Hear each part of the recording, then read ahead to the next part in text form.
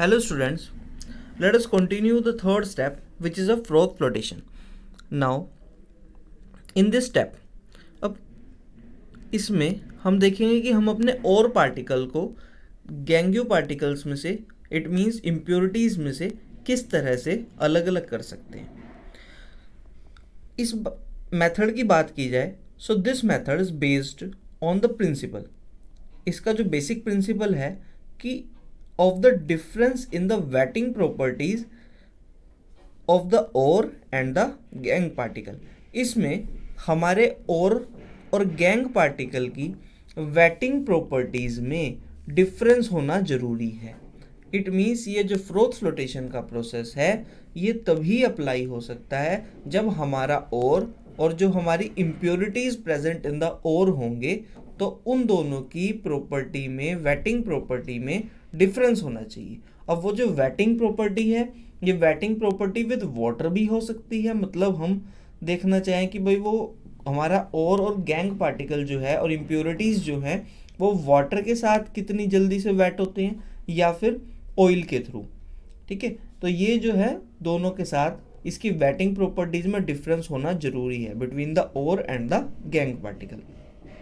Now अब ये जो हमारा मेथड है so this method is commonly use for the sulphide ores. Generally ये हमारा मेथड सल्फाइड ओर्स के लिए यूज होगा.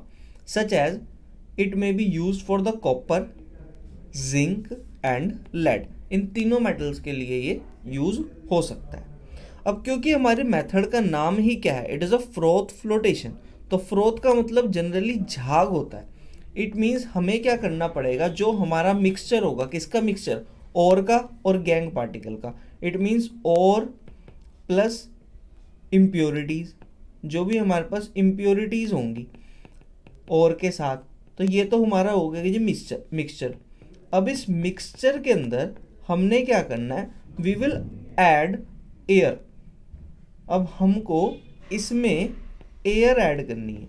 अब एयर जब भी मिक्सचर में ऐड होगी तो क्या होगा, आप किसी भी लिक्विड सब्सटेंस के अंदर ज़बरदस्ती एयर की एडिशन करेंगे थ्रू द पाइप्स तो उसमें कुछ बबल्स बनेंगे, बबल्स की फॉर्मेशन होगी और दूसरे वर्ड्स में हम कह सकते हैं कि झाग बनेंगे. उन्हीं को हम फ्रोथ बोलते हैं. So here in the third step air is blown into the mixture. अब वो जो हमारे पास बबल्स बने, वो झाग बने, तो वही फ्रोथ, इट मीन्स वो जो झाग है तो वो लाइटर इम्प्योरिटी को और पार्टिकल को लेकर के धीरे धीरे सरफेस पे आएगा. ठीक है, तो हेयर द और पार्टिकल, जो हमारा और पार्टिकल होगा, फ्लोट्स इन द फ्रोथ, वो तो फ्रोथ में फ्लोट हो जाएगा. ओके, ऑन द सरफेस, और वो सरफेस पर आ जाएगा. सो अब हम उस सरफेस से उस जो भी हमारा और पार्टिकल है उसको वहाँ से ईजिली किसी भी मेथड के थ्रू आप चाहें उसको के मतलब अलग कर सकते हैं, उसको सेपरेट कर सकते हैं बाय द अनदर मेथड.